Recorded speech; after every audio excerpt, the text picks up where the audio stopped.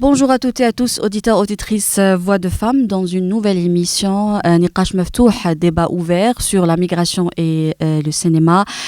Aujourd'hui, j'ai l'honneur de recevoir dans le plateau Hajar Ouslati, réalisatrice et journaliste. Bonjour Hajar. Salam alaikum. Hajar, tu t'intéresses beaucoup au parcours des femmes sur les routes migratoires. Tu as réalisé un film intitulé Exilé en 2019. Pourquoi vous vous intéressez à la migration ? En fait, depuis à peu près 15 ans, donc j'avais 20 ans, presque 16 ans maintenant, j'avais 20 ans et j'ai commencé à travailler sur la migration, notamment des réfugiés palestiniens, la question de la terre, l'appartenance à un territoire. Et donc j'ai travaillé dans les camps palestiniens sur un travail photographique. Ensuite, j'ai continué à travailler là-dessus. Moi, j'ai grandi en France. Et en France, il y a eu des grèves des sans-papiers. Et donc moi, je me suis toujours un peu demandé qu'est-ce qui était arrivé à ces personnes pour qu'elles se retrouvent à la fois être exploitées par leur force de travail, dans les pays européens notamment, et en même temps rejetées parce qu'ils ne pouvaient pas avoir de situation légale de papier, en fait, qui pouvait leur permettre d'avoir une situation légale qui éviterait tout affrontement avec la police, enfin pas affrontement, mais en tout cas,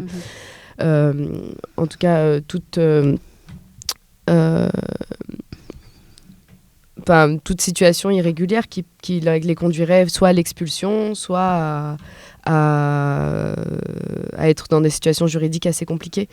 Je sais pas, je pense que c'est aussi parce que mes parents eux-mêmes étaient des migrants qui ont quitté leur pays respectif, l'Algérie et la Tunisie, pour trouver un meilleur bien-être ailleurs. Et donc peut-être que c'est aussi pour ça que je suis particulièrement sensible en tant qu'enfant d'immigrés à ces questions d'immigration. Et aussi parce que je pense que j'ai aussi j'ai vu ma mère beaucoup travailler toute sa vie pour réussir à élever ses enfants et réussir à leur offrir un avenir meilleur. Et donc au-delà du fait qu'on parle de ces gens en masse, l'idée pour moi, c'est de vraiment raconter l'histoire individuelle qui fait l'histoire collective, en fait. Donc ça veut dire wahda qui tkoun une migrante ou une immigrée, qu'est-ce qui fait qu'elle est partie de là où elle est partie, avec toutes les contraintes que ça comprend, surtout en tant que femme, qu'on le veuille ou pas, on est beaucoup plus vulnérable en tant que femme dans un circuit de migration clandestine, parce qu'on est confronté, et là on est confronté à notre propre existence d'être une femme, en fait, dans ce voyage migratoire.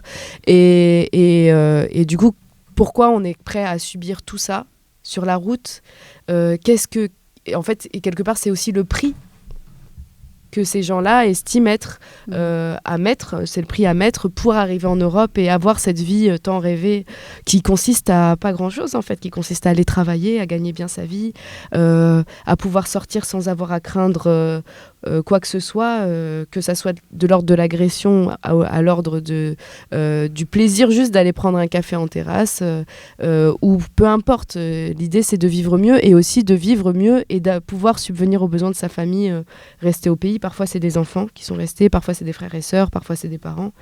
Et du coup, pour ces personnes en situation de migration, il est primordial pour eux d'y arriver. Et donc, tout ça vaut potentiellement le risque de pouvoir mourir, en fait, aussi. Parce que notre vie, en tout cas leur vie, ils estiment souvent que leur vie ne vaut rien s'ils ne peuvent pas la vivre dignement. Voilà. Et pourquoi les femmes migrantes, exactement ? Vous vous intéressez au parcours des femmes migrantes ? Parce que, en fait, quand il y a eu la crise migratoire en 2012, moi je travaillais à France Télévisions et donc j'ai vu ces images qui venaient des agences comme l'AFP, Reuters et toutes ces agences qui couvraient la migration sur les côtes italiennes, ces migrants qui arrivent sur des bateaux, etc. Et j'ai commencé à regarder ces images et en me disant mais c'est bizarre, en fait, à chaque fois que la caméra pointe une femme qui a parfois des enfants dans ses bras, etc., elle refuse de parler. où elle refuse qu'on filme son visage, elle se cache, etc. Alors que les hommes, eux, ils parlent, ils racontent ce pourquoi ils ont quitté, pourquoi ils ont quitté leur pays, ou en tout cas, ils racontent ce qui s'est passé en Libye, comment ils ont traversé. Et donc, je me suis dit, c'est bizarre, pourquoi les femmes ne parlent pas ? Et donc, du coup, c'est comme ça qu'en 2013, je décide de prendre mes petites affaires. J'étais encore étudiante à l'ESJ de Lille-Montpellier. Et du coup, je prends mes affaires, un petit sac, une petite caméra, un micro, et je vais à Calais. Donc à Calais, il y avait un très très grand camp de migrants où il y avait toutes les nationalités sud possibles. Il y avait des Afghans, il y avait des Syriens, parce qu'il y avait il y avait aussi des réfugiés syriens. Il y avait des Éthiopiennes, beaucoup d'Éthiopiens, de Soudanais, beaucoup de personnes en fait qui viennent de l'est de l'Afrique, parce qu'ils sont beaucoup plus anglophones et qui rêvaient d'aller en Angleterre. Donc c'est là où je commence à filmer et à essayer de savoir et de trouver un moyen de parler à ces femmes et qu'elles me racontent leurs histoires, et aussi pour essayer de comprendre pourquoi elles ne veulent pas parler en fait. Et donc j'ai découvert que c'était principalement la honte en fait, et la peur que leur famille sache ce par quoi elles sont passées pour arriver là où elles en sont.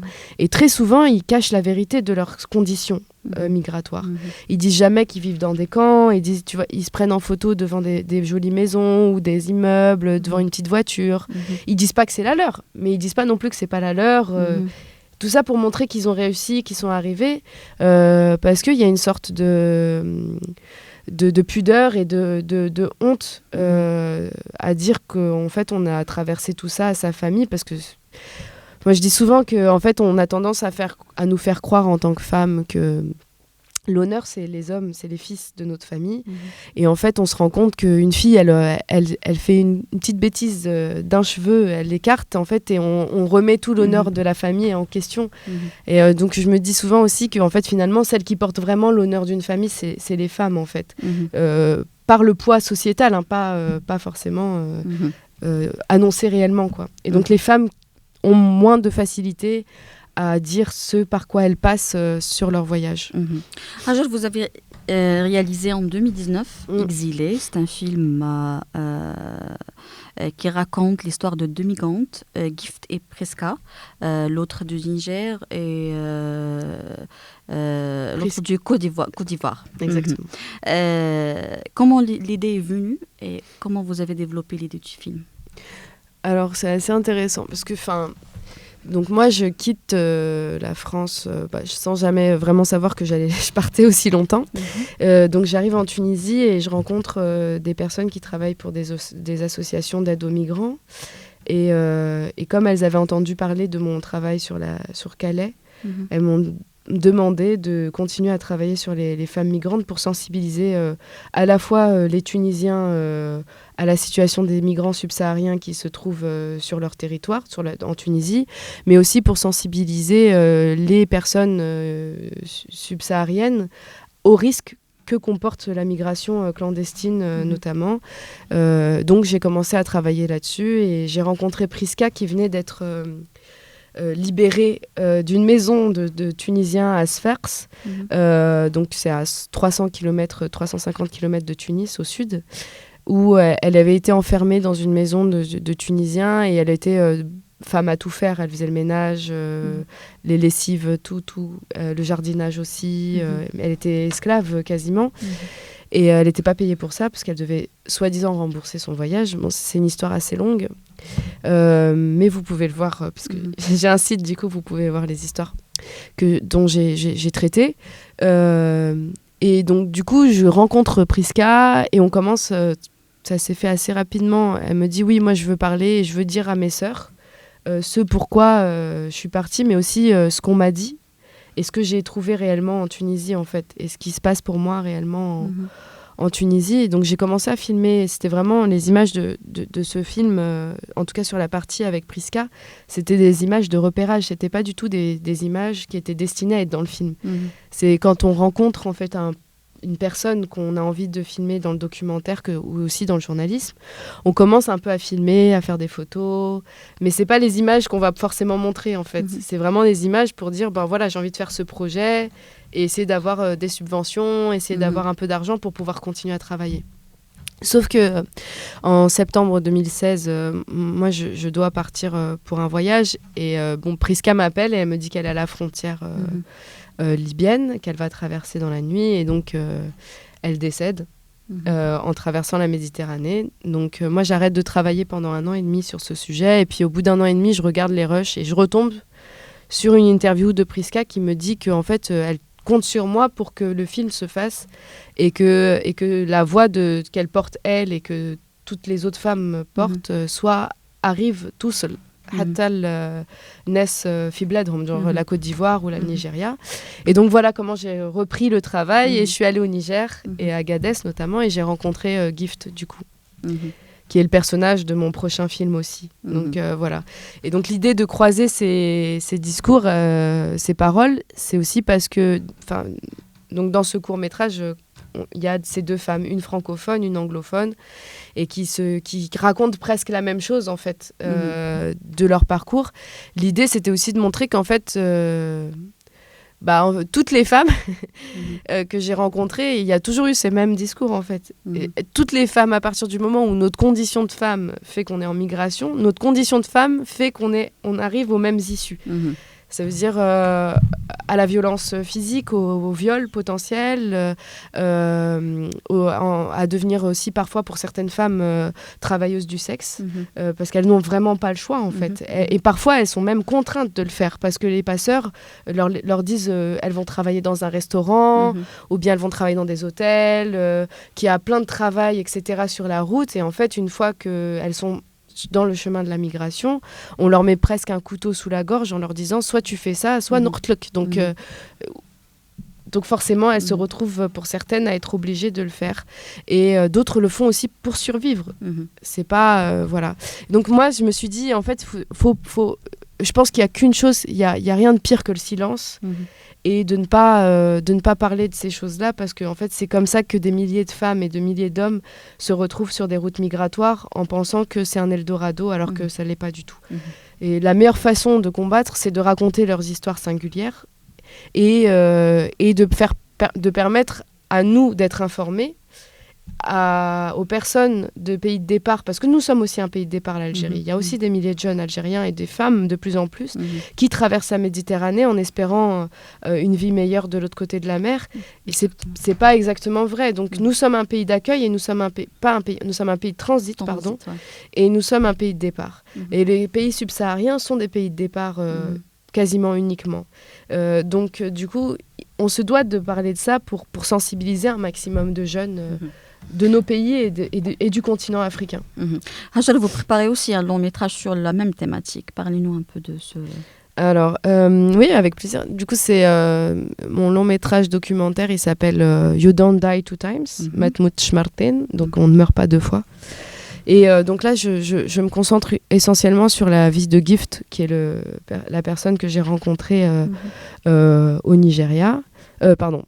Au Niger, à Agadez, au nord du Niger, et que je suis depuis 2017. Donc, entre-temps, elle a traversé l'Algérie, donc je l'ai filmée aussi en Algérie, à voir comment elle essayait de se débrouiller pour s'en sortir.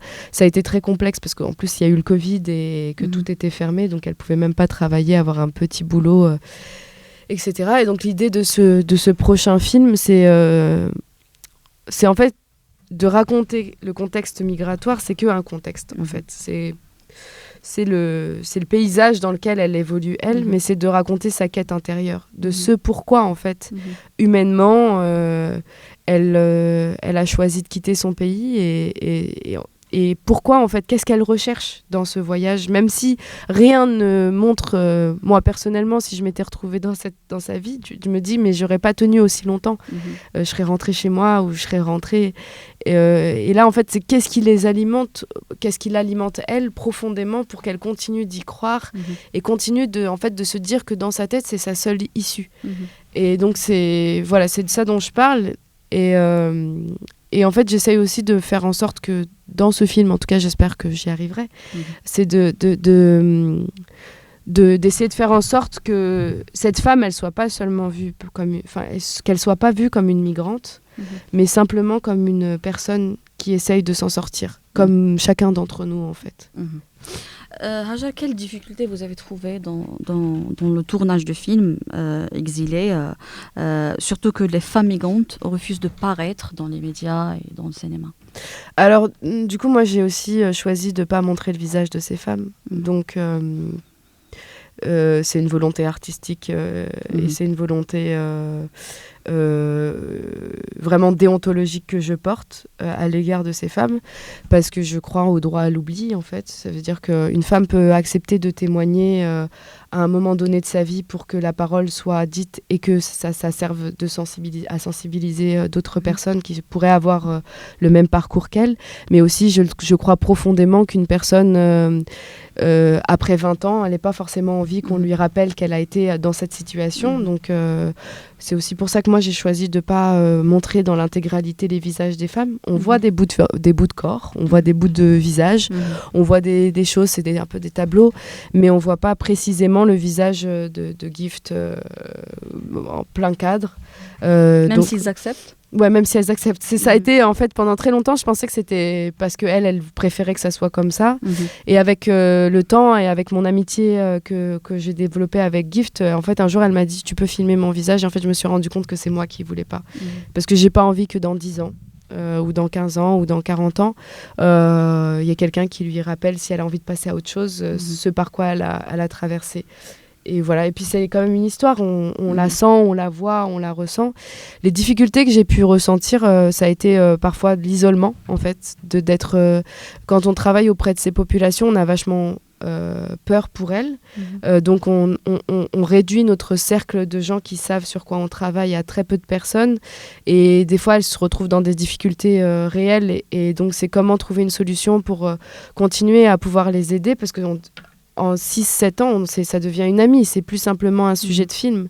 Et donc forcément, après, à quel moment on met des barrières entre notre relation amicale et le film qu'on fait, et est-ce que du coup, tout ça se mélange en fait, et donc moi je me suis toujours posé la question de quand est-ce que j'arrête de filmer, et qu'est-ce que je mets et qu'est-ce que je mets pas, parce qu'en fait j'ai toujours fait en sorte de dire à Gift de parfois aussi ne pas oublier que effectivement on est amis, mais s'il y a des choses qu'elle veut que je sache en tant qu'amie, c'est une chose, et s'il y a des choses qu'elle veut que je sache pour mettre dans le film, c'en est une autre. Donc on a développé aussi cette relation de se dire là c'est entre nous et là c'est pour le film. Et donc voilà, ça a été un peu au départ une difficulté. Et ce qui est la plus grande difficulté, là, c'est que j'ai perdu Gift de vue là, depuis 10 jours, et je suis en panique parce que je ne sais pas ce qui lui arrive. Et je ne sais pas si elle a traversé, je ne sais pas si elle est encore vivante, je ne sais pas si elle a eu des soucis ou si juste elle a perdu son téléphone. Et donc ça, psychologiquement, à chaque fois que ça se produit, je ne suis pas dans un état... voilà, humainement, moi, je suis aussi une personne, un être humain avec ses sensibilités. Et psychologiquement, c'est assez dur, en fait. Hajar, pourquoi la question des violences faites aux femmes migrantes est-il absente du cinéma algérien? Alors, je pense que le cinéma algérien... et aussi... En fait, c'est assez complexe. Je pense qu'il n'y a pas encore assez de films aujourd'hui qui sont produits pour que ça raconte toutes les tranches de la société algérienne. Je pense que c'est pas tant que les Algériens ne veulent pas en parler, c'est pas tant que ça n'existe pas. Dans certaines parties, il y a souvent un personnage, de plus en plus je trouve que dans les films algériens, il y a un personnage subsaharien qui travaille soit dans la construction immobilière, dans la construction d'immeubles, dans le BTP, ou bien il y a des personnages comme ça qui commencent à apparaître subsahariens, mais je pense que c'est surtout parce qu'il n'y a pas encore assez de production cinématographique qui fait qu'on manque d'histoires, ne serait-ce que de films qui... Je trouve que quand même, il y a des films qui parlent des violences faites aux femmes algériennes. Pas souvent, moi je trouve pas assez... Je trouve que c'est jamais assez. Je trouve parfois que c'est cliché aussi, notamment dans les moussels de Ramadan, etc. Mais bon, après, on peut pas reprocher que ça, on en parle et que dire que c'est pas assez, et en même temps de reprocher quand on en parle que c'est trop cliché. Mais non, je pense que c'est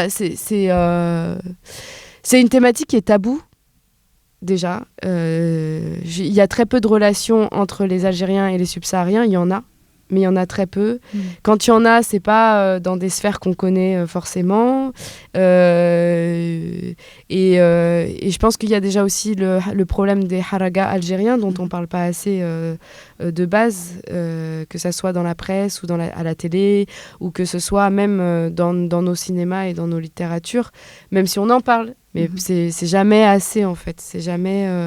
voilà. Après, je trouve toujours assez complexe de répondre à cette question parce que je trouve qu'il faudrait 1 million de fois plus de films en Algérie. Je trouve qu'on manque de cinéma. Pendant très longtemps, j'ai presque failli croire au discours qui était de dire que les Algériens, ils n'aiment pas sortir, etc. Mais en fait, dès qu'il y a un truc qui est produit en Algérie, il y a foule. En ce moment, il y a des spectacles du Ramadan au TNA, il y a énormément de monde.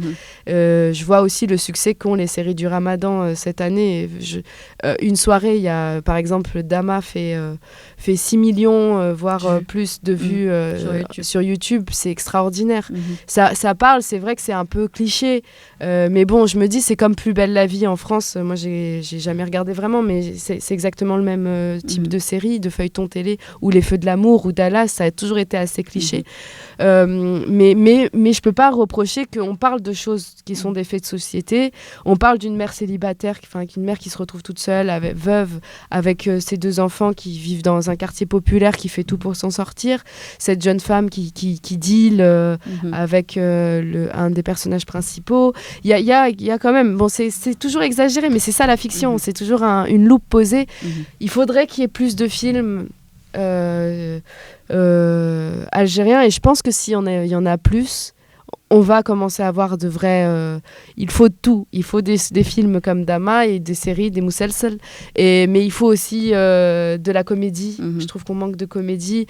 Il faut du film d'auteur. Il faut 1 million plus de réalisations pour que ça soit à l'image de la société et qu'on retrouve à la fois les personnes migrantes, femmes ou hommes, et qu'on retrouve aussi les femmes, qu'on retrouve aussi les jeunes qui se trouvent... En fait, qu'on se retrouve...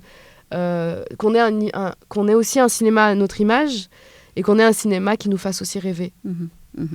Hajar, on passe maintenant à regarder la rubrique revue de presse